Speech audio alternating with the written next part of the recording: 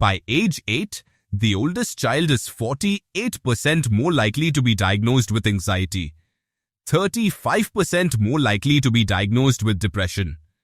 These aren't theories. They come from 182,477 real medical records. And here's the part that should stop every parent in their tracks. It has almost nothing to do with personality. We've all heard the same story. Oldest children are natural leaders, responsible, mature, the good kid, the one who sets the example. And for 100 years, psychology nodded along. But in the last few years, scientists started looking closer. And the story began to fall apart. Let's start with the moment everything actually changes. The day the second child is born. We call it dethronement. But that word makes it sound like a fairy tale. In reality, researchers measured stress hormones in firstborn children when a sibling arrived.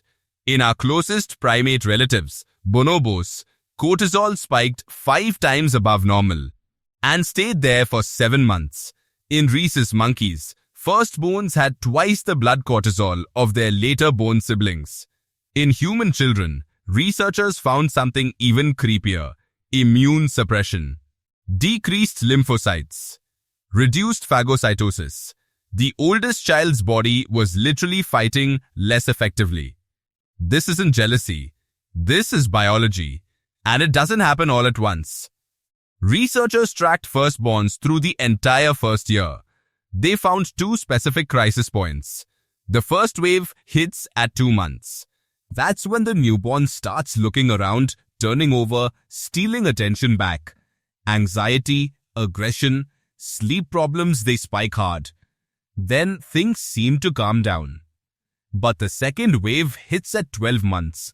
The baby starts walking. Mom often goes back to work. And suddenly, the oldest child collapses into withdrawal, stomach aches, and attention problems.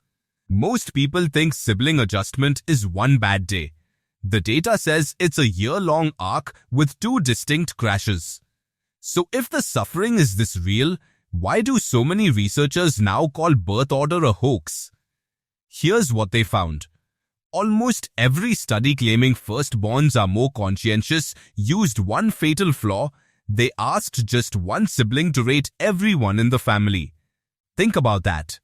Of course, the oldest child sounds responsible. That's the family story, and everyone repeats it.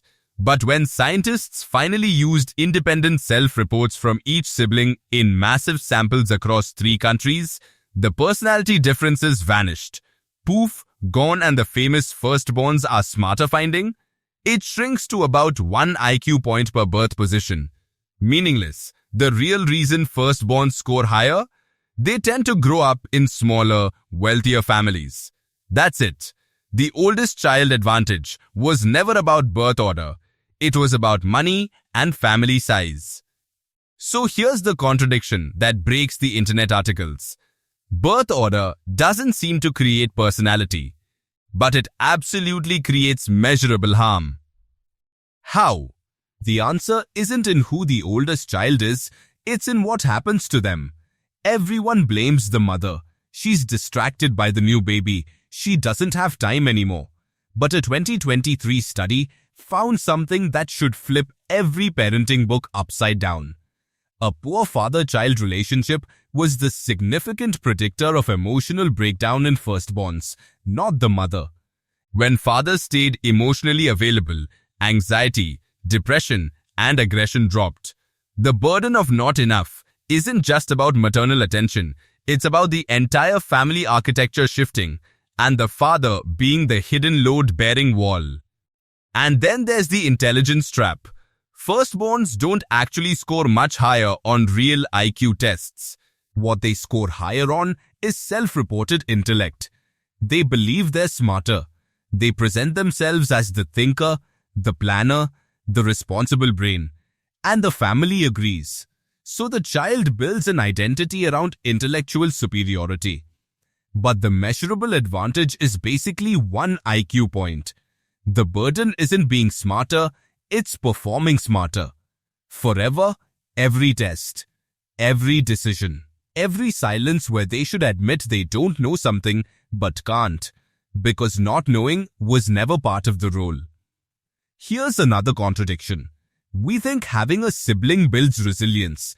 It toughens them up. A Chinese study compared firstborns who later got siblings with children who stayed only children. The result?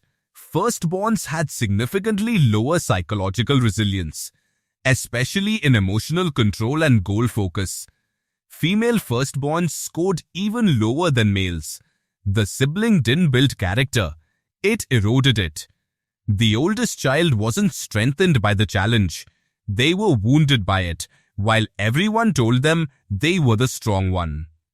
So what is the burden of not enough really? It's not a personality type. It's not destiny. It's a measurable biological and emotional injury that happens at a specific developmental window. The cortisol spike, the immune suppression, the two crash waves, the father disconnect, the intellect trap, the resilience drop. Each one is a real event, not a character trait.